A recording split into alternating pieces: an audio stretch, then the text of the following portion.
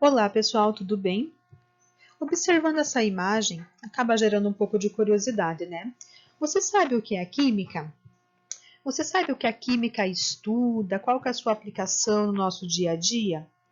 Você já se perguntou como os materiais são formados, do que eles são feitos? Então, esse é o conteúdo da nossa aula de hoje. A química. A química é uma ciência que estuda substâncias, as suas propriedades, as transformações que ocorrem com elas e a energia que é envolvida nessas transformações.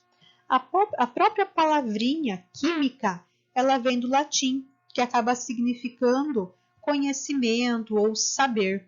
Veja só, a química no nosso dia a dia, ela acaba sendo muito benéfica. Claro que ela vai, em algumas áreas, ela acaba trazendo alguns malefícios, se a gente analisar um pouco da história, mas ela é extremamente benéfica. A química está presente no nosso dia a dia e tem ajudado muito em diversas áreas, como na questão de medicina, na questão dos confortos que nós temos, na questão de higiene, de saúde.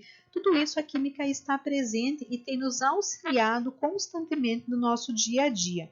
Por exemplo, agora, né, estamos em alta com a lavagem das mãos.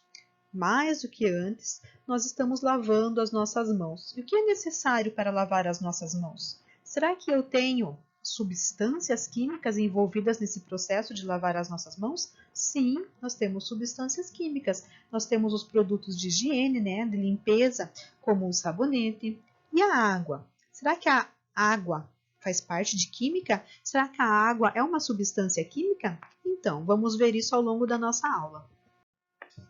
Quando falamos em química, nós temos que ter em mente que tudo é formado por uma minúscula estrutura chamada de átomo.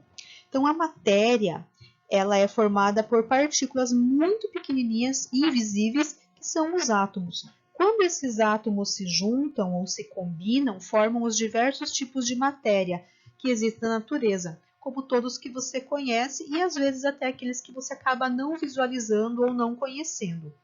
Podemos dizer que matéria é tudo que ocupa lugar no espaço, mas esse espaço é o que está ao seu redor. Por exemplo, uma bexiga. Quando a bexiga está vazia, aparentemente, não é que ela esteja totalmente vazia, é que tenha pouca quantidade de ar no seu interior. Quando você assopra, quando você enche essa bexiga, você está colocando uma quantidade maior de ar no seu interior. Então, veja, nenhum objeto, nenhum corpo, ele fica totalmente vazio. Por quê? Porque o ar está preenchendo esse espaço. Então, eu posso dizer que o ar é matéria, porque tudo que preenche espaço, tudo que ocupa um lugar no espaço é chamado de matéria. Os diferentes tipos de átomos também podem se combinar e formar as moléculas. E as moléculas, quando se reúnem em um grande grupo, formam uma substância. Por exemplo, uma substância muito conhecida, né? A formação de uma molécula muito conhecida é o H2O, que é a nossa famosa molécula de água. A união de átomos para formar algumas espécies químicas mais complexas se dá a partir de ligações químicas. Isso a gente vai ver futuramente. Apesar dos materiais serem bem diferentes, eles possuem características em comum, denominadas propriedades gerais da matéria. Veja, dentro das propriedades gerais da matéria, eu posso ter a questão da impenetrabilidade. Isso significa o quê? Impenetrabilidade significa que dois corpos não conseguem utilizar o mesmo espaço. Por exemplo, se você pegar um copo, colocar um papel no fundo e mergulhar em um balde com água, o ar que está ocupando o interior do copo, ele não vai permitir com que a água entre. Somente a água vai entrar quando o ar sair. Então, veja, dois corpos não ocupam o mesmo lugar no espaço. Outra é a compressibilidade, que é a capacidade de reduzir o volume de um corpo. Veja, através de uma compressão. Quando você pega uma seringa, por exemplo, você puxa o seu êmbolo, você está enchendo a seringa de ar. Se você pressiona ela contra o seu dedo e começa a empurrar o êmbolo dessa seringa, você vai estar comprimindo a matéria ali dentro. Todas as moléculas daquela matéria acabam sendo comprimidas, esmagadinhas, apertadinhas, e isso faz com que haja uma compressão da matéria. A matéria, ela também tem uma propriedade que é chamada de elasticidade, que é o quê? Que é a capacidade que possui dos corpos mudarem de forma, mudarem da forma inicial para uma outra forma e depois, quando eles são soltos, eles voltam para a forma inicial. Por exemplo, como eu falei na aula, o elástico de cabelo que as meninas usam. Ele acaba fazendo várias voltas, ele acaba sendo esticado, mas quando ele volta para a posição normal, ele acaba cessando essa deformação em que ele passou. A divisibilidade é aquela em que o material, né, uma matéria, consegue ser dividido. Eu posso dividir uma barra de chocolate, eu posso dividir uma pizza, eu posso dividir um grão de arroz. Posso dividir um grão de arroz? Sim, eu posso. Eu posso dividir um grão de arroz em 20 pedaços iguais. Eu posso pegar um daqueles pedaços do grão de arroz e dividir. Veja, nossa, mas ficou muito pequeno. Mas é uma propriedade da matéria, a questão de divisibilidade. Posso dividir a matéria. Então, são algumas propriedades que nós acabamos conhecendo da matéria. A matéria, eu tenho a matéria bruta, a matéria que foi extraída da natureza, que ela vai ser preparada e vai ser transformada em corpo. Esse corpo da matéria, ele vai ser preparado e transformado em objeto. Então, eu tenho muitos exemplos dentro da nossa própria casa em que a matéria foi transformada em corpo e que do corpo foi transformado em objeto. Quando falamos em química, não podemos deixar do lado a nossa linda e amada tabela periódica. A tabela periódica está composta, né, ela é formada pelos elementos químicos. Os elementos químicos são formados por átomos. A tabela periódica ela é formada por esses elementos químicos e cada um desses elementos químicos ele vai ter um nome e esse nome foi escrito em latim e ele acaba tendo um símbolo. Então, o símbolo desse elemento químico ele acaba sendo universal. Então, qualquer região do planeta onde você for, você vai reconhecer essa tabela periódica pelos seus símbolos, porque o carbono para nós aqui é o carbono para eles em qualquer outra região do planeta Terra. Como que é escrito? Então, por exemplo, aqui, eu tenho o carbono, ele vem do latim. No latim, o carbono, né, ou qualquer outro elemento químico, ele é representado como símbolo por uma letra maiúscula. E essa letra maiúscula é a inicial da própria palavra. Mas quando eu tenho vários outros elementos químicos com a mesma letra, por exemplo, eu tenho carbono, eu vou ter aqui o cobre, eu tenho o cobalto, eu tenho o cromo, eu tenho o cálcio. Veja, todos começam com a letra C. E esse C ele vai ser maiúsculo. Aí é utilizado a segunda letra da palavra em latim para colocar, formando o símbolo. Então, ele acaba formando esse símbolo, o nome desse elemento químico, ele vem do latim, ele acaba sendo colocado com uma letra maiúscula e uma minúscula, quando eu tenho a formação de dois elementos químicos que iniciam com a mesma letra. A sua derivação vem do latim. Veja que ele é separado por cores na tabela periódica, porque ele vai dizer quais são as propriedades desses elementos químicos que estão aqui. Esse que está em branco aqui, essa fileira toda aqui, essa família é chamada de família 8A, é a família dos gases nobres. Os gases nobres, todos dessa família, são gases. E os outros, eles vão ter algumas outras características um pouquinho diferentes.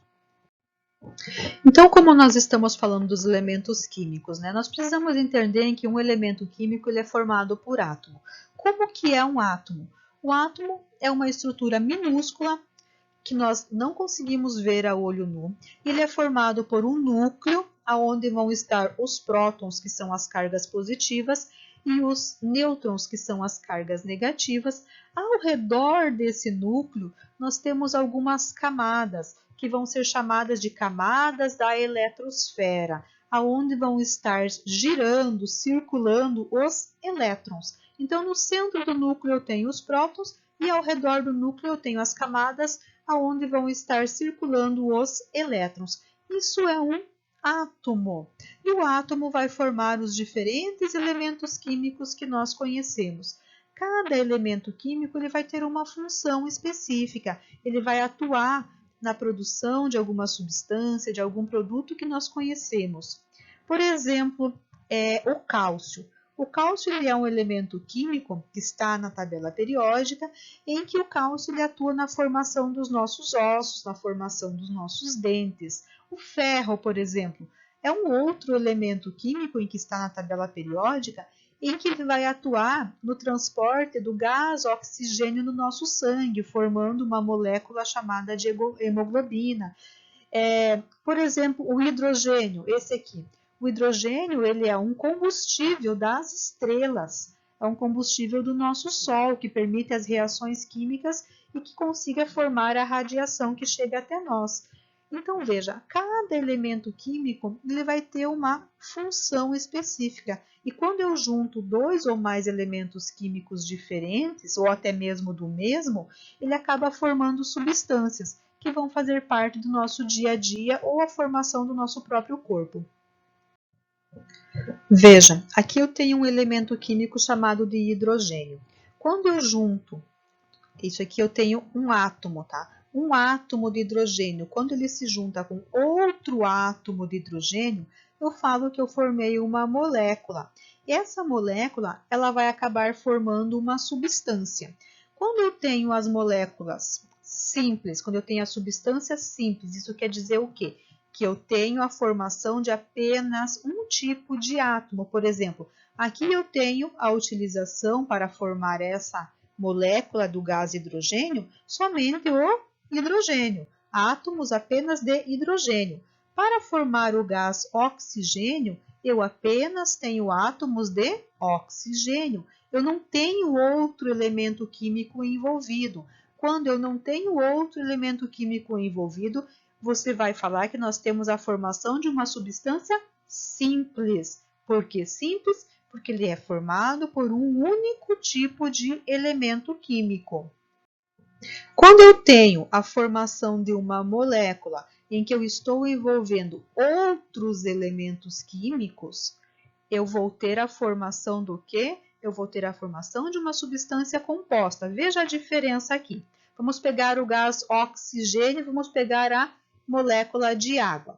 O gás oxigênio ele é formado apenas por átomos de oxigênio. A molécula de água ela é formada por átomos de hidrogênio e por átomos de oxigênio. Veja que não é um único elemento químico para a formação dessa molécula. Portanto, aqui eu tenho o quê? Uma substância composta.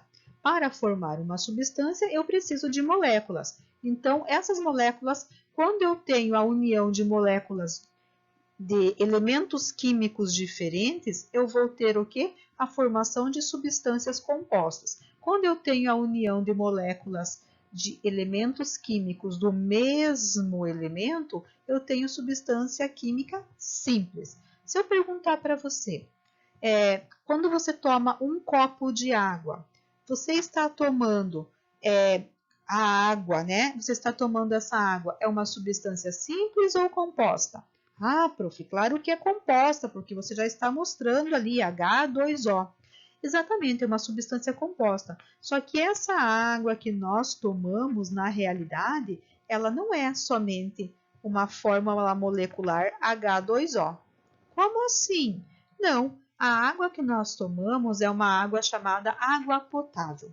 E na água potável, ela tem muitos sais minerais dissolvidos nela. Além do oxigênio e do oxigênio e do hidrogênio, ela vai ter outros sais minerais dissolvidos. Por isso que a água que sai da torneira ou a água mineral que você toma, ela não pode ser representada por apenas H2O, porque o H2O ele equivale à água pura, exclusivamente formada por hidrogênio e oxigênio, que seria a água destilada, aquela água produzida em laboratório. A água que nós tomamos, a água que nós utilizamos, ela é chamada de água potável e ela tem na sua composição química muitos sais minerais juntos. Compreendido, pessoal, a diferença de uma substância química para uma substância composta?